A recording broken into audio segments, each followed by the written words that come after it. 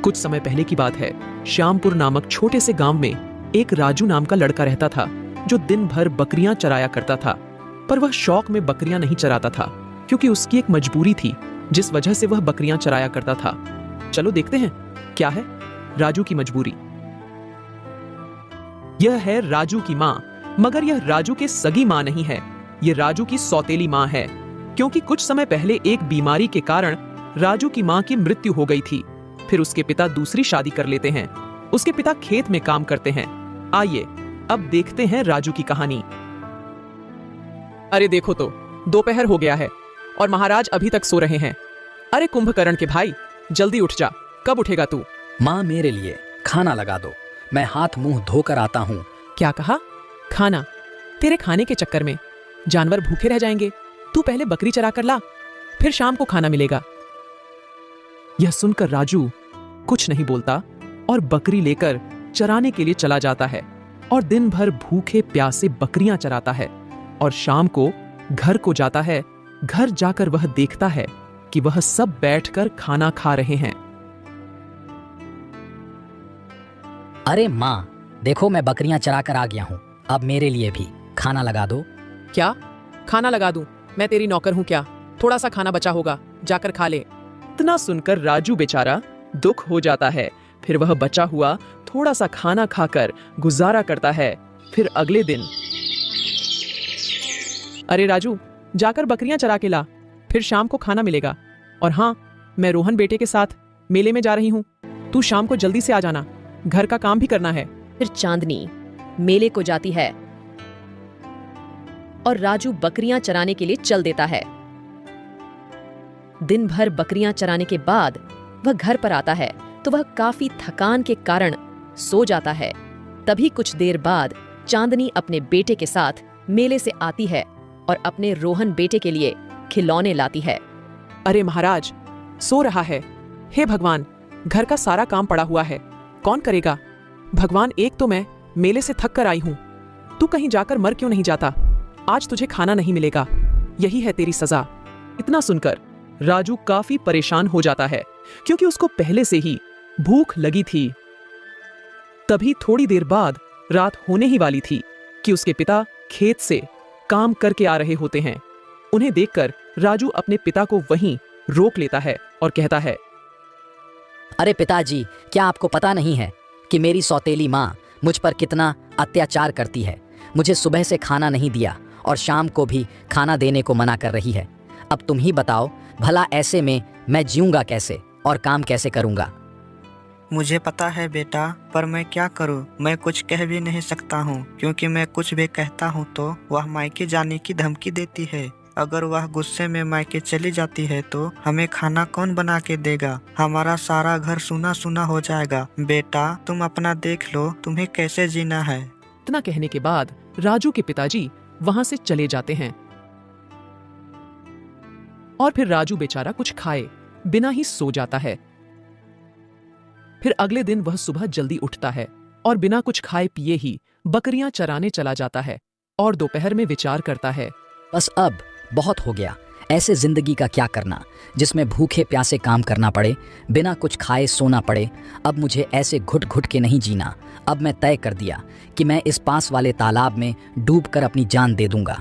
फिर राजू जैसे ही तालाब की ओर बढ़ता है, तभी उसे कुछ आवाज सुनाई पड़ती है। रुको रुको बेटा, रुको बेटा, ये क्या करने जा रहे हो? आप कौन हैं? मुझे दिखाई क्यों नहीं दे रहे हो? मैं ऐसे नहीं दिखाई दूंगा। मुझे देखना चाहते हो तो पहले ये बताओ कि तुम तालाब में डूबकर अपनी जान क्यों देना चाहते हो? क्योंकि इस दुनिया में मेरा कोई नहीं है। मेरा जीने या ना जीने से किसी को कोई फर्क नहीं पड़ता और मैं दिन भर भूखे प्यासे काम करके थक गया हूँ और अपनी जिंदगी से हार गया हूँ। इसलिए मैं यह निर्णय लिया। बेटा सुनो, जिसका कोई नहीं होता उसका भगवान होता है। क्या कहा? जिसका कोई नहीं होता उसका भगवान होता है। तो आज मेरा कोई नहीं है, बताओ भगवान कहाँ है? तभी वहां कृष्ण जी प्रकट होते हैं। हे प्रभु, मैं यह क्या देख रहा हूँ? मुझे तो यकीन ही नहीं हो रहा है। प्रणाम कृष्ण जी, मैं बहुत ही परेशान हूँ। मेरे जीवन बहुत परेशान है, इसलिए मैंने यह निर्णय लिया। पर बेटा, ऐसा करना सरासर गलत है। पर आप ही बताइए कृष्णा, मैं क्या करूं? हाँ, अब मैं बताता हूँ कि तुम्हें क्या करना है। ध्यान से सुनो। आज जब तुम अपने घर जाओगे तो तुम्हें रास्ते में टिकुट पर्वत वाले जड़ी बूटी मिलेगी। उसे सबसे छुपाकर घर में रख देना। फिर तुम्हें कुछ नहीं करना। फिर अगले ही दिन तुम उसका कमाल देखोगे। ठीक है कृष्णा, आप कह रहे हो तो मैं घर जा रहा हूँ। फिर कृष्ण जी वहां से चले जाते हैं। थोड़ी देर बाद राजू घर के लिए चल देता है और कृष्णा जी के कहे अनुसार उसके रास्ते में टिकुट पर्वत वाले जड़ी बूटी मिलती है, जिसे देखकर उठा लेता है और घर पहुंचकर उसे अपने कमरे में एक जगह रख देता है। फिर वह बचा हुआ थोड़ा सा खाना खाकर सो जाता है। फिर सुबह उठता है तो कुछ आवाज सुनाई देती है। अरे बेटा, क्या हुआ? उठ जा बेटा, तू उठता क्यों नहीं? उठ जा। इतना सुनकर राजू अपने माँ के कमरे में जाता है और कहता है, क्या हुआ माँ? तुम बहुत परेशान लग रही हो। अरे राजू, देख रोहन को क्या हो गया है, यह उठ नहीं रहा है। मैं बहुत देर से आवाज लगा रही हूँ। मुझे कुछ गड़बड़ लग रहा है माँ, कहीं रोहन को कुछ हो तो नहीं गया है। अरे राजू, शुभ शुभ बोल, जा जाकर डॉक्टर साहब को बुलाकर ला। फिर राजू दौड़ता हुआ डॉक्टर को बुलाने जाता है। अरे क्या हो गया इसे? पता नहीं डॉक्टर साहब, मेरे बेटे को क्या हो गया है, सुबह से कुछ बोल नहीं रहा है। फिर डॉक्टर जांच करता है और काफी घबरा जाता है। क्या हुआ डॉक्टर साहब, जरा मुझे भी बताओ। इसे बहुत ही भयंकर बीमारी है। ये एक तरह का वायरस है जिसका अभी तक कोई इलाज नहीं बन पाया है। अरे डॉक्टर साहब, ऐसा मत कहो, कोई तो इलाज होगा, कृपया मुझे बताओ।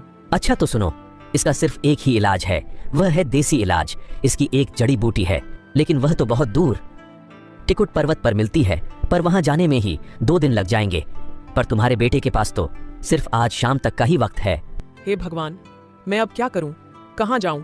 राजू बेटा, तू कुछ कर, नहीं तो मैं रोहन के बिना जी नहीं पाऊंगी। इतना सुनकर राजू को अपने टिकुट पर्वत वाले जड़ी बूटी के बारे में याद आ जाता है। फिर वह दौड़ता हुआ जड़ी बूटी लेने के लिए अपने कमरे में जाता है। देखो डॉक्टर साहब, क्या यही है टिकुट पर्वत वाले जड़ी बूटी? हाँ, पर यह कहाँ से मिली? वो एक दिन बूढ़ी माता जी को मैंने पानी पिलाया था, तब उन्होंने बदले में मुझे यह बूटी दी थी। तब से मैं इस बूटी को अपने कमरे में संभाल कर रखा था। जैसे ही डॉक्टर रोहन को बूटी देता है, रोहन होश में आ जाता है। डॉक्टर साहब, आपका बहुत बहुत धन्यवाद। धन्यवाद मेरा नहीं, अपने बेटे का करो, क्योंकि इसकी वजह से ही आज तुम्हारा बेटा जिंदा है। राजू बेटा, तेरा भी बहुत बहुत धन्यवाद। मुझे माफ कर देना बेटा, मैं तुम पर बहुत अत्याचार किया, मुझे माफ कर देना। आज से मेरे दोनों बेटे बराबर हैं, कोई भेदभाव नहीं होगा।